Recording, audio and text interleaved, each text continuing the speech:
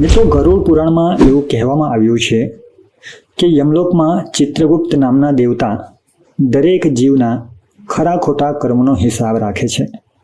જ્યારે પ્રાણી મરીને યમલોકમાં જાય છે ત્યારે તેનો હિસાબ રજૂ કરવામાં આવે છે અને તેના આધારે સારા કર્મો હોય તો સ્વર્ગ અને ખરાબ કર્મો હોય તો નરક આપવામાં આવે છે. સામાન્ય દૃષ્ટિએ વિચારતા ચિત્રગુપ્તનું અસ્તિત્વ કાલ્પનિક લાગે છે, કારણ કે પૃથ્વી ઉપર અબજો મનુષ્યો રહે છે. વળી એવી જ કહેવાતી 84 લાખ યોનિયા, જેમાંની અનેક તો મનુષ્ય જાતિ કરતાં પણ અનેક ઘણી બધી છે. આ બધી સંખ્યા ગણવામાં આવે તો એટલી બધી વધારે થઈ જાય કે આપણું અંક ગણિત પણ ગણવા માટે નાનું પડે. તો પછી આટલા બધા અસંખ્ય પ્રાણીઓ દ્વારા પડે કરવામાં આવતા કર્મોનો હિસાબ સતત જરાય વિચાર કર્યા વિના અનેક જન્માંતરો સુધી લખતા રહેવું તે એક દેવતા માટે મુશ્કેલ છે. આ રીતે જોતા ચિત્રગુપ્તનું કાર્ય અસંભવ લાગે છે. આ કથાને એક કલ્પના માનવામાં આવે છે. ડૉક્ટર ફ્રોઈડે મનુષ્યની માનસિક રચનાનું વર્ણન કરતા જણાવ્યું છે કે જે પણ ખરા ખોટા કામો જ્ઞાનવાન પ્રાણીઓ દ્વારા કરવામાં આવે છે એની સૂક્ષ્મ નોંધ અંતઃચેતનામાં થતી હોય છે. ગ્રામોફોનની રેકોર્ડમાં ગીતો રેખાના રૂપમાં ભરી દેવામાં આવે છે. સંગીત શાળામાં નાચગાન થઈ રહ્યું હોય, સાથે અનેક પ્રકારના વાજિંત્રો પણ વાગતા હોય. આ વિવિધ પ્રકારની ધ્વનિઓની વિદ્યુત શક્તિથી એક પ્રકારની સંક્ષિપ્ત અને સૂક્ષ્મ રીતે નોંધ થાય છે. તૈયાર કરેલી રેકોર્ડ રાખવામાં આવે છે, પણ એની મેળે અથવા જ્યારે ઈચ્છે ત્યારે વાગવા માંડતી નથી.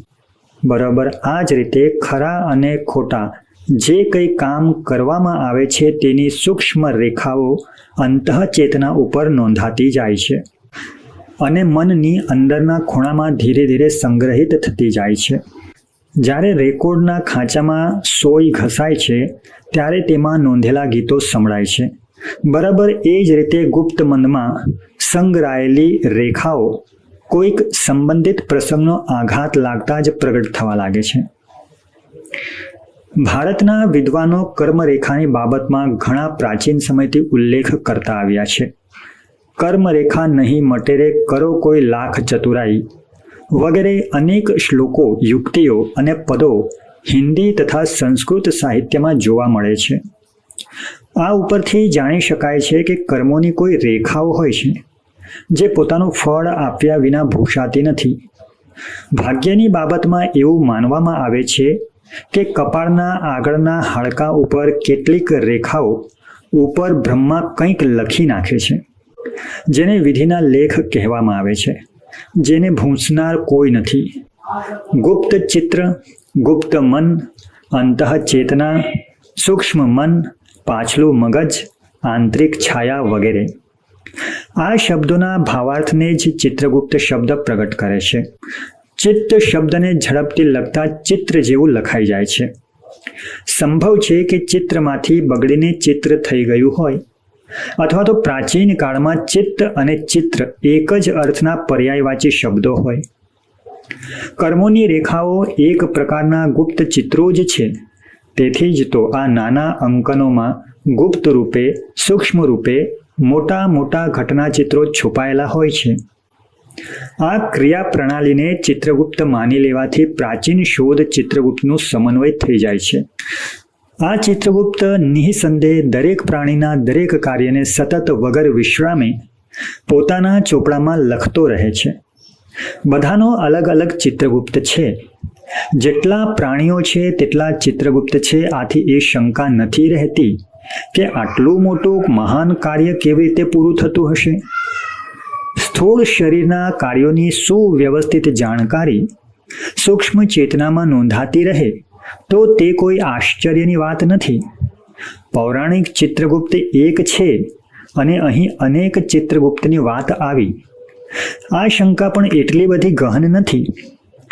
જે દિવ્ય શક્તિઓ હોય છે તે તો વ્યાપક જ હોય છે. પ્રાણ તત્વ એક છે, પણ તેના અંશો વિવિધ વ્યક્તિઓમાં દ્રષ્ટિગોચર થતા હોય છે.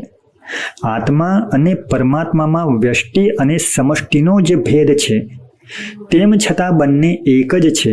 ઘટાકાશ અને મહાકાશ એવો જ ભેદ છે. ઇન્દ્ર, વરુણ, અગ્નિ, શિવ, યમ આદિ દેવતા સૂચક સૂક્ષ્મ તત્વને વ્યાપક માનવામાં આવે છે. જેવી રીતે બગીચાની હવા, ગંદી ગટરની હવા વગેરે સ્થાન ભેદથી અનેક નામો હોવા છતાં મૂળ તો વિશ્વવ્યાપક વાયુ તત્વ એક જ છે. એ જ રીતે અલગ અલગ શરીરોમાં રહીને અલગ અલગ કામ કરનાર ચિત્રગુપ્ત પણ એક જ તત્વ છે. ગુપ્ત ચિત્ર અંતર્મન જ સતત ચિત્રગુપ્ત દેવતાનું કામ કરતું હોય છે. જે કંઈ પણ ખરા ખોટા કર્મો કરીએ છીએ તેનું સૂક્ષ્મ ચિત્ર ઉતારીને પોતાની અંદર સંગ્રહે છે. સિનેમાના પડદા ઉપર માનવીની બરોબર લાંબી પહોળી તસવીર દેખાય છે, પણ તેની ફિલ્મ તો 1 ઇંચ જ લાંબી હોય છે. એ જ રીતે પાપ પુણ્યનો ઘટનાક્રમ તો વિશાળ હોય છે, પણ એનું સૂક્ષ્મ ચિત્ર તો એક નાનકડી રેખામાં જ ખેંચાઈ જાય છે. અને એ રેખા ગુપ્ત મનના કોઈક પરમાણુ પર અદૃશ્ય રૂપે જઈને બેસી જાય છે. શોર્ટ હેન્ડ લખનારાઓ લાંબી વાતને થોડીક આડી અવળી રેખાઓ વડે એક નાનકડા કાગળના ટુકડા ઉપર લખી દેતા હોય છે. કર્મરેખાને આવો જ દૈવી શોર્ટ હેન્ડ સમજવો જોઈએ. મનના 2 ભાગ છે, એક અંતર્મન અને બીજું બાહ્યમન. બાહ્યમન તો તર્ક વિતર્ક કરે છે, વિચારે છે, બાંધછોડ કરે છે, નિર્ણય કરે છે અને પોતાના નિર્ણયને બદલ્યા કરતું રહે છે. પણ અંતર્મન તો ભોળું છતાં દ્રઢ નિર્ણયવાળા બાળક જેવું છે. તે બાંધછોડ કરવાને બદલે શ્રદ્ધા અને વિશ્વાસના આધારે કામ કરે છે. બાહ્યમન તો વિચારતું હોય છે કે પાપ કર્મોની રેખાઓ પોતાના પર પડવા ન દઉં અને પુણ્ય કર્મોની રેખાઓમાં વધારો કરી પાડી દઉં, જેના કારણે પાપનું ફળ ભોગવવું ન પડે અને પુણ્ય ફળનો ભરપૂર આનંદ મળે. પરંતુ અંતર્મન એવું નથી. તે તો સત્યનિષ્ઠ જજની જેમ ન્યાય આપે છે. બાહ્યમન દગાબાજી કરી શકે છે, પરંતુ અંતર્મન તો સત્યરૂપી આત્માનું તેજ છે. તે નથી તો માયાવી આવરણ પાથરતું કે નથી છળ કપટ કરતું. નિષ્પક્ષ રહેવું તેનો સ્વભાવ છે. આથી જ ઈશ્વરે તેને મહત્વપૂર્ણ કામ સોંપ્યું છે. દુનિયા તેને ચિત્રગુપ્ત દેવતા કહે છે. જો તે પણ પક્ષપાત કરતો હોત તો તેને આટલી મોટી ન્યાયાધીશની પદવી કેવી રીતે મળત? આપણું ગુપ્ત મન ખાનગી જાસૂસની જેમ દરેક ક્ષણે સાથે જ રહે છે અને જે કંઈ ખરા ખોટા કામો કરવામાં આવે છે તેની નોંધ પોતાની ખાનગી ડાયરીમાં લખતું રહે છે. બાહ્ય જગતમાં ગુનેગારને સજા માપવાનું કામ 2 ખાતાઓ પાસે છે, એક પોલીસ અને બીજું અદાલત. પોલીસ ગુનેગારને પકડે છે અને તેના ગુનાના પુરાવા એકઠા કરીને અદાલતની સામે રજૂ કરે છે. પછી અદાલત પોતાનું કામ કરે છે. જજ મહાશય અપરાધ અને અપરાધીની સ્થિતિ વિશે અનેક રીતે વિચાર કરે છે અને પુરાવાના આધારે યોગ્ય ફેંસલો આપે છે. 3 ખૂનીને પકડીને લાવવામાં આવ્યા, એકને તદ્દન નિર્દોષ જાહેર કરી છોડી મૂક્યા, બીજાને 5 વર્ષની સજા મળી, ત્રીજાને ફાંસી આપવામાં આવી. ખૂન 3 જણાએ કર્યું હતું, પણ સજા આપતી વખતે ન્યાયાધીશે ઘણા બધા પાસા પર વિચાર કર્યો. જેને છોડી દેવામાં આવ્યો હતો તે મકાન બનાવનાર મજૂર હતો. છત ઉપર કામ કરતી વખતે પથ્થરનો ટુકડો અચાનક તેના હાથમાંથી છટકી ગયો અને તે રસ્તામાં જતા મુસાફરના માથામાં વાગ્યો. માથું ફૂટી ગયું. મુસાફર મરી ગયો. ન્યાયાધીશે વિચાર્યું, હત્યા તો જરૂર થઈ છે, પણ મજૂર નિર્દોષ છે અને તેણે જોઈને કે જાણી જોઈને બદ ઇરાદાથી પથ્થર ફેંક્યો ન હતો, આથી તેણે છોડી દેવામાં આવ્યો. બીજો ગુનેગાર એક ખેડૂત હતો. ખેતરમાં ચોરી કરતા ચોરને એવી લાકડી મારી કે ચોર મરી ગયો. મેજિસ્ટ્રેટે વિચાર્યું, ચોરી કરતા ચોરને જોઈને ગુસ્સો આવે તે સ્વાભાવિક છે, પણ ખેડૂતની ભૂલ એટલી કે સામાન્ય અપરાધ માટે આટલું બધું મારવું જોઈતું ન હતું. આથી તેને 5 વર્ષની સજા મળી. ત્રીજો ગુનેગાર એક પ્રખ્યાત ડાકુ હતો. એક ધનવાન પુરુષના ઘરમાં રાત્રે ઘૂસી ગયો અને તેનું ખૂન કરી તેની માલ મિલકત ચોરી લાવ્યો. એનો અપરાધ ભયંકર હતો, આથી તેને ફાંસીની સજા આપવામાં આવી. 3 અપરાધીઓએ ખૂન કર્યા હતા. ગુનાનું બાહ્ય સ્વરૂપ એક સરખું હતું, પરંતુ ન્યાયાધીશ તો સૂક્ષ્મ દ્રષ્ટા હતા. તે ભાવ્ય સ્વરૂપને જોઈને જ સજા નથી આપતા, પણ આંતરિક ઝીણવટભરી તપાસ કર્યા પછી ખૂબ વિચાર કરીને જ ફેંસલો સંવડાવે છે. ભાવ્ય દુનિયામાં ગુપ્ત ચિત્ર અથવા તો ચિત્રગુપ્ત પોલીસ અને અદાલત બંનેનું કામ એકલો જ કરે છે. જો પોલીસ ખોટો પુરાવો આપે તો અદાલતનો ફેંસલો પણ ખોટો હોઈ શકે, પરંતુ આંતરિક દુનિયામાં અંતઃકરણ બધું જ જાણે છે કે આ કામ કયા વિચારથી, કઈ ઈચ્છાથી, કઈ પરિસ્થિતિમાં કેમ કરવામાં આવ્યું હતું. ત્યાં ભાવ્ય મનને પુરાવો અથવા તો સફાઈ કરવાની જરૂર રહેતી નથી, કારણ કે ગુપ્ત મન પોતે જ પૂરેપૂરી જાણકારી રાખે છે. આપણે જે ઈચ્છાથી, જે ભાવનાથી જે કામ કરીએ છીએ તે ઈચ્છા અથવા ભાવનાથી જ પાપ પુણ્યનું માપ નીકળે છે. એક ગરીબ માનવી 2 પૈસાનું દાન કરે છે અને એક ધનવાન આદમી 10,000 રૂપિયાનું દાન કરે છે. ભાવ્ય દુનિયા તો પુણ્યનું માપ રૂપિયા પૈસાની ગણતરીના આધારે જ કરશે. 2 પૈસાનું દાન આપનારની સામે કોઈ નજર પણ નહીં રાખે, પણ 10,000 રૂપિયા આપનારની પ્રશંસા ચારો બાજુ ફેલાઈ જશે. આંતરિક દુનિયામાં આવું તોલમાપ ચાલતું નથી. દુનિયામાં કરોડપતિની પ્રતિષ્ઠા ખૂબ હોય છે, પણ જો તેનું દિલ ખરાબ હશે તો ચિત્રગુપ્તના દરબારમાં ભિખારી તરીકે નોંધવામાં આવશે, અને દુનિયાનો ભિખારી જો દિલનો ધનવાન હશે તો તેને હજારો બાદશાહોનો બાદશાહ ગણવામાં આવશે. આ રીતે મનુષ્ય જે કંઈ પણ કામ કરી રહ્યો છે તે કઈ ભાવનાથી કરી રહ્યો છે, તે ભાવના ભલાઈ અથવા તો બુરાઈ જે પ્રકારની હશે તેમાં નોંધી દેવામાં આવશે.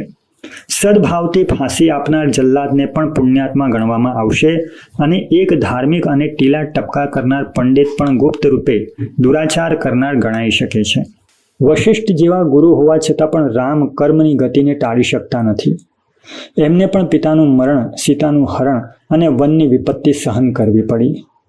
આ વિપત્તિઓ ક્યાંકથી એકાએક તૂટી પડે છે અથવા તો ઈશ્વર નારાજ થઈને દુઃખ દંડ આપે છે એવું માની લેવું બરોબર નથી.